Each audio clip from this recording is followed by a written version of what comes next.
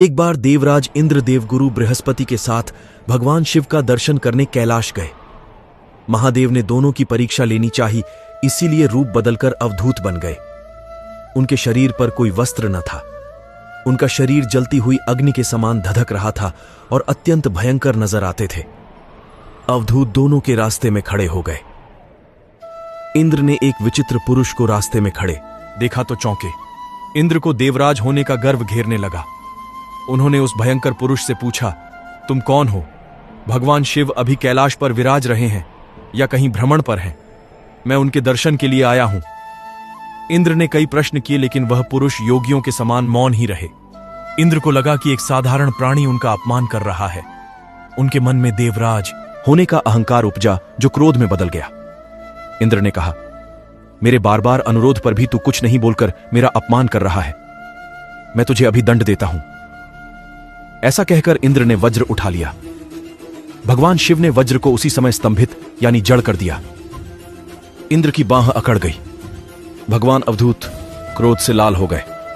बृहस्पति उनके चेहरे पर आई क्रोध की ज्वाला को देखकर समझ गए कि ऐसा प्रचंड स्वरूप महादेव के अतिरिक्त किसी का नहीं हो सकता।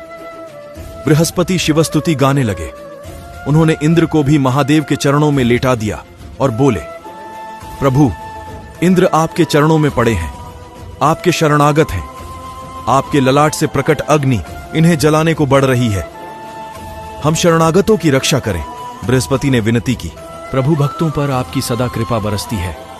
आप भक्त वत्सल और सर्वसमर्थ हैं। आप इस तेज को कहीं और स्थान दे दीजिए ताकि इंद्र के प्राणों की रक्षा हो। भगवान रुद्र ने कहा, बृहस्पति, मैं तुम पर बहुत प्रसन्न हूं। इंद्र को जीवन दान देने के कारण तुम्हारा एक नाम जीव भी होगा। मेरे तीसरे नेत्र से प्रकट इस अग्नि का ताप देवता सहन नहीं कर सकते, इसलिए मैं इसको बहुत दूर छोड़ूंगा। महादेव ने उस तेज को हाथ में धारण कर समुद्र में फेंक दिया। वहां फेंके जाते ही भगवान शिव का वह तेज तत्काल एक बालक के रूप में परिवर्तित हो गया। सिंधु से उद्भव होने के कारण उसका नाम सिंधु पुत्र जलंधर प्रसिद्ध हुआ। जलंधर, जिसका नाम शंखचूड़ भी हुआ, शिव के तेज से उत्पन्न हुआ था। इस कारण परम शक्तियों से संपन्न था। वह देवों से भी ज्यादा शक्तिवान था। वह उस तेज से पैदा हुआ था जो इंद्र को समाप्त करने वाला था, इसलिए असुरों ने उसे अपना राज्य बनाया। अवधूत रूप में यह लीला करने के बाद महादेव अंतर्धान हो गए। इंद्र के गर्व का भंजन भी हुआ, भगवान के दर्शन भी हो गए। तुलसी से जुड़ी एक कथा बहुत प्रचलित है। श्रीमद् देवी भागवत पुराण में इनके अवतरण की दिव्य लीला कथा भी बनाई गई है। एक बार शिव ने अपने तेज को समुद्र में फेंक दिया था। उसे एक महातेजस्वी बालक ने जन्म लिया। यह बालक आगे चलकर जालंधर के नाम से पराक्रमी दैत्य राजा बना। इसकी राजधानी का नाम जालंधर नगरी था। दैत्यराज कालनेमी की कन्या वृंदा का विवाह जालंधर से हुआ। जालंधर महाराक्षस था। अपनी सत्ता के मद में चूर उसने माता लक्ष्मी को पाने की कामना से युद्ध किया, परंतु समुद्र से ही उत्पन्न होने के कारण माता लक्ष्मी ने उसे अपने भाई के रूप में स्वीकार किया। वहां से पराजित होकर वह देवी पार्वती को पाने की लालसा से कैलाश पर्वत पर गया। भगवान देवाधिदेव शिव का ही रूप धरकर माता पार्वती के समीप गया, परंतु मां ने अपने योग बल से उसे तुरंत पहचान लिया तथा वहां से अंत ध्यान हो गई।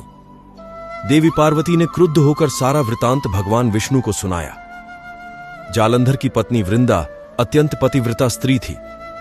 उसी के पतिव्रत धर्म की शक्ति से जालंधर न तो मारा जाता था और न ही पराजित होता था। इसीलिए जालंधर का नाश करने के लिए वृंदा के पतिव्रत धर्म को भंग करना बहुत जरूरी था।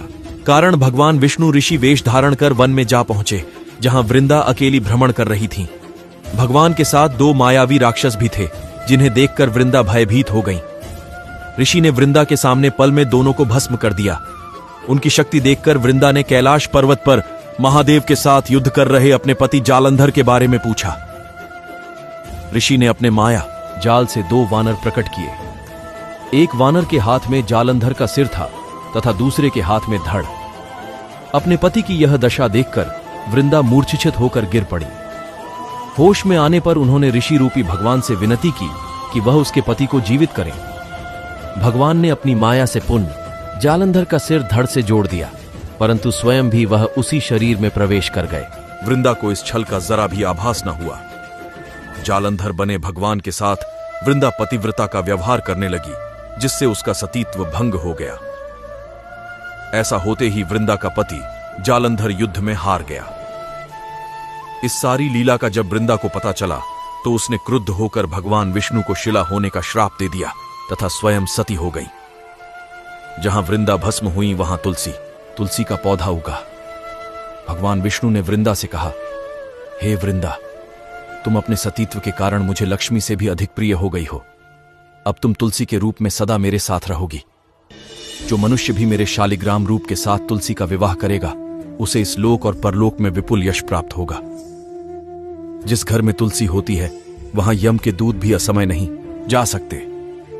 गंगा व नर्मदा के जल में स्नान तथा तुलसी का पूजन बराबर माना जाता है। चाहे मनुष्य कितना भी पापी क्यों ना हो, मृत्यु के समय जिसके प्राण मंजरी रहित तुलसी और गंगा जल मुख में रखकर निकल जाते हैं, वह पापों से मुक्त होकर वैकुंठ धाम को प्राप्त होता है। जो मनुष्य तुलसी बावलों की छाया में अपने पितरों का श्राद्ध करता है, उसके पितर मोक्ष को प्राप्त हो जाते हैं। उसी दैत्य जालंधर की यह भूमि जलंधर नाम से विख्यात है। सती वृंदा का मंदिर मोहल्ला कोट किशनचंद में स्थित है। कहते हैं इस स्थान पर एक प्राचीन गुफा थी जो सीधी हरिद्वार तक जाती थी।